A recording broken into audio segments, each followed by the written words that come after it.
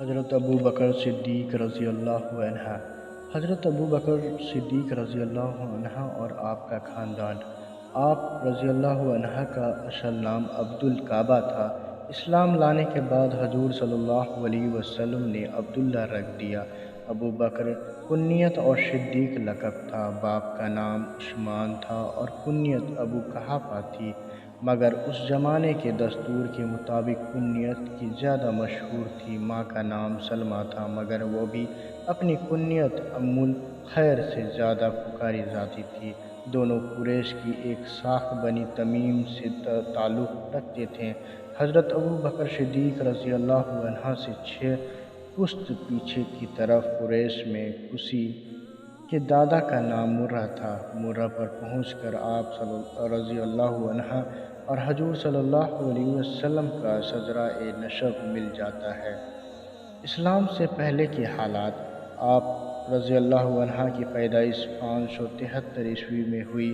رسول اللہ صلی اللہ علیہ وسلم سے 2.5 سال چھوٹے تھے۔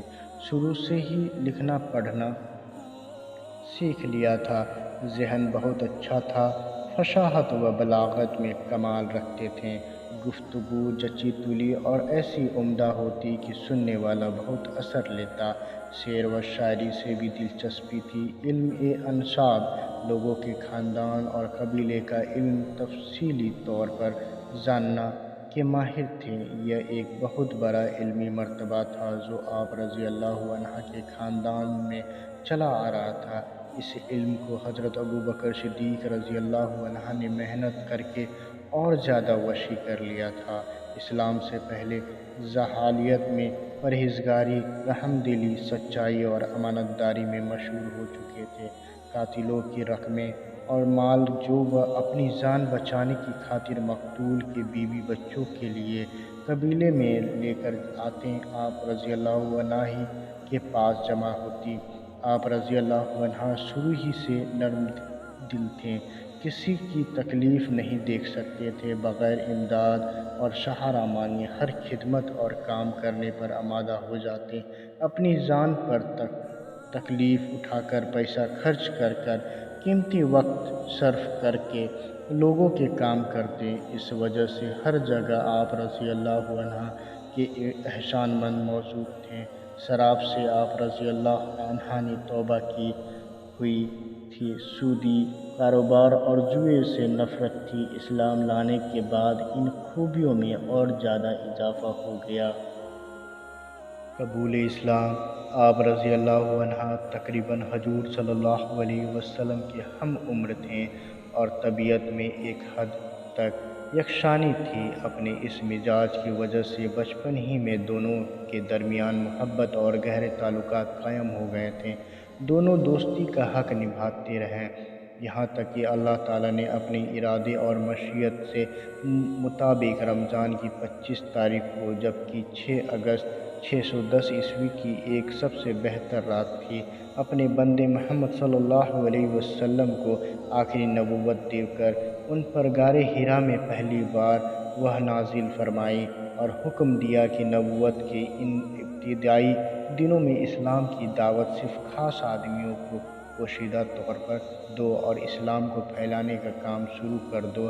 چنانچہ رسول اللہ صلی اللہ علیہ وسلم نے سب سے پہلے ایک خاتون حضرت خدیجہ رضی اللہ عنہا کو، جو آپ صلی اللہ علیہ وسلم کی بیوی تھیں، اور 2 مرد جن میں سے ایک حضرت ابو بکر صدیق رضی اللہ عنہ اور دوسرے حضرت زید بن حارث رضی اللہ عنہ تھے، اور ایک نوعمر 8 سالہ لڑکا یعنی حضرت علی رضی اللہ عنہ کو بتایا کہ اللہ نے مجھے نبی مقرر کیا ہے اور دین کی سیدھی راہ دکھائی ہے۔ میری نبوت اور اللہ کے اس دین کا کلمہ ہے لا الہ الا اللہ محمد رسول اللہ۔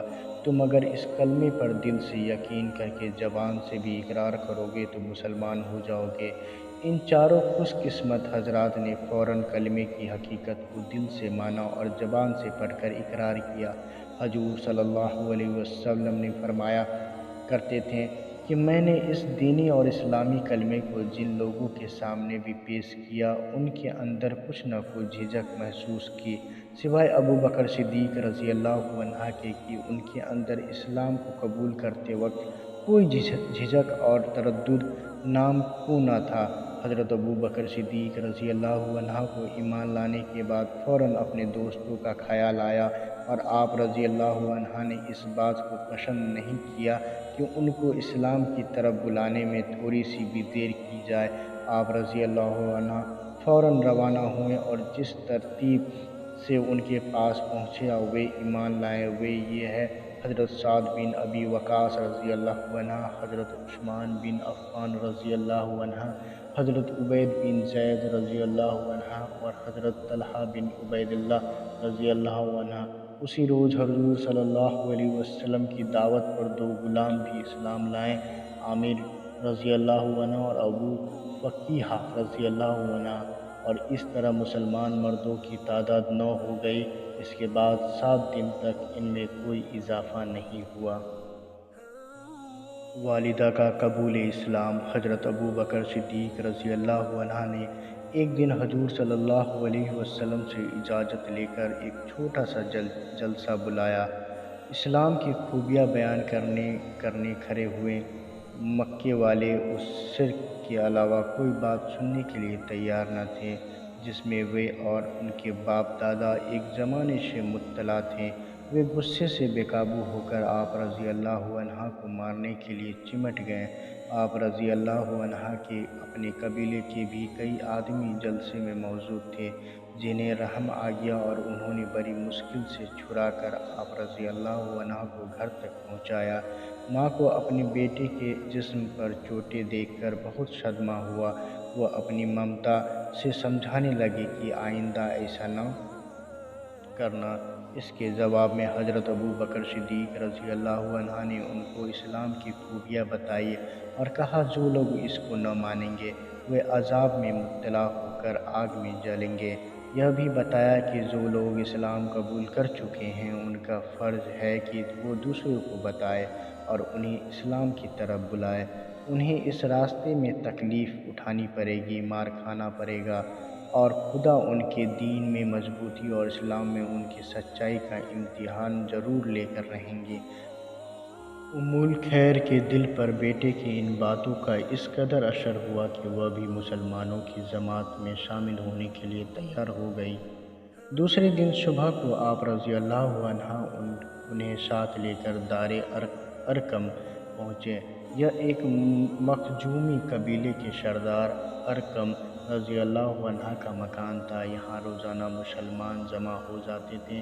رسول اللہ صلی اللہ علیہ وسلم نے پوچھا: آج والدہ صاحبہ کو بھی لائے ہو؟ عرض کیا: وہ اسلام سیکھنے اور مسلمان ہونے آئی ہیں۔ یا اللہ کے رسول صلی اللہ علیہ وسلم، انہیں راہ حق کی ہدایت کیجیے۔ حضور صلی اللہ علیہ وسلم نے پہلے انہیں سلام کہا، پھر کلمہ پڑھایا اور اس کا مطلب بتایا۔ وہ مسلمان ہو گئی۔ حضرت ام الخیر رضی اللہ عنہ نے بڑی عمر پائی، مدینے کو ہجرت کی اور اپنے بیٹے کی خلافت کے زمانے میں وفات پائی۔ بڑی عبادت گزار اور خوش قسمت خاتون تھی۔ والد کا قبول اسلام: حضرت عثمان ابو قحافہ مکے کے باعزت لوگوں میں سے تھے۔ اسلام کے متعلق افواہیں سن کر اس کو وقتی ہنگامہ، کم سمجھ لوگوں کا کھیل اور چند دنوں کی بات سمجھتے تھے۔ ابو قحافہ مکے کی فتح تک اپنے قدیم مذہب پر قائم رہے۔